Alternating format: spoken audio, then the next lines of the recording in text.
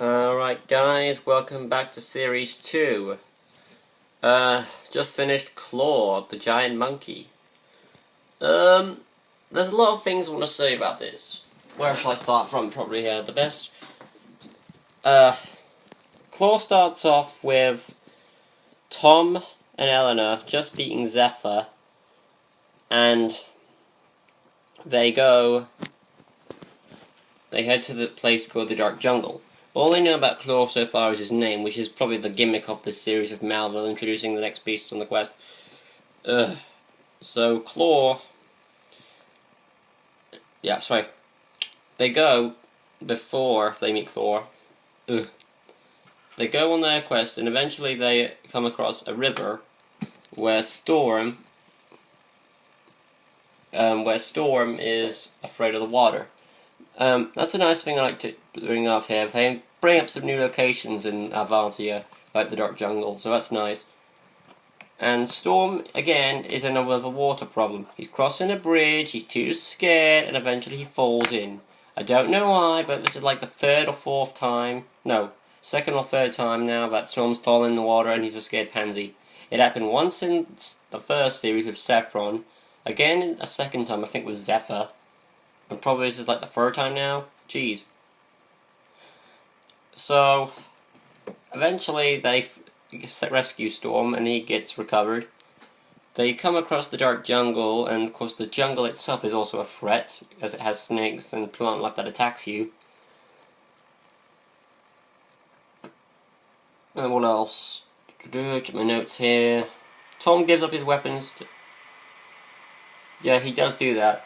Tom gives up his weapons to save his horse who's in the water. Well, yeah. That was back in the river scene. Yeah, there's that. In the, when they're in the jungle, there's the mud there is a bit like quicksand and it sinks you in, so it's kind of like the Never-Ending Story reference right there.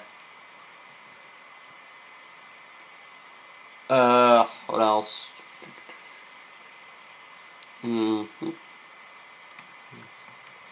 Need to put that down. Alright.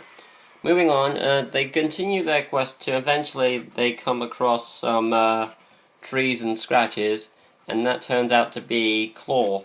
Claw is revealed as the giant monkey monster, and he captures Eleanor.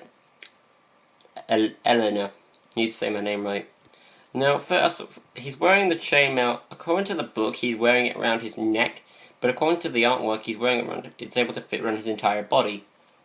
Now, in all honesty, the golden armor, how it works is that you have to be a certain worthy to wear it. So I'm not sure how an evil beast is meant to wear it, as Marvel says these are pure evil beasts. But I guess they had to find some way of letting Claw have it. So there you go. Unless it might tie into the end of things, which might pull it all together. Anyway, so Eleanor gets captured by by Claw, and Thomas the Rescuer. So he uses his new tool called the Golden Helmet, which improves his sight so he can see him. He follows him back with the help of Silver to his lair, where he puts his victims, and it's actually shown here that there's lots of things here. That Silver and Tom bond more in this, and they learn to bond well together. So they help each other out with senses and directions, and they're pretty tactical. Eventually, they find that Eleanor's near the lair, but at a time, I believe. Was it there? No. Yeah. They find Eleanor, and at some point in the book, I forgot it was either... I think that's what happened. Yeah, that's what happened. Tom gets into the trees, and he falls down from Claw, but then he has the shield with Arctur's ability to stop him from falling, and he uses that. So I like the fact that the shield abilities come into play more. So they find Eleanor, and they do some more tactical stuff here, which you can never have enough of. They come up with the idea of being quiet, because Claw's asleep, which makes him pretty dumb. So, unless he's pretty fast, and, But he's asleep, and then Eleanor and Tom are communicating like sign language and all that, and they understand one another.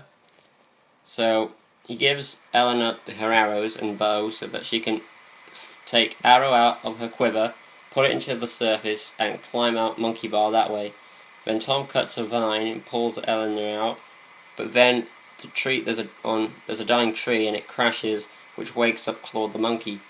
Claw attacks, and then and Tom gets like battered up in a way, because he gives his shield to Eleanor for extra protection while he faces Claw, but he forgets this at one point, and without the shield he falls and he's nearly out exhausted because he's got no protection.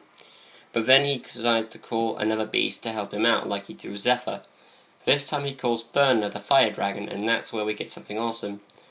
Furno goes in and burns all the trees, so that their plan is that they know that Claw is a monkey and his advantages are in the trees, so they decide to keep him grounded. So with Furno's help, they put all the trees on fire in the dark jungle till eventually he's cornered, and then they finish him off like that, and that's how they get rid of Claw. Now the only thing that happens here is either Claw dies because he gets burnt by Furno, and he either turns into a bunch of monkeys, or he just dies because there's no fucking body and he evaporates.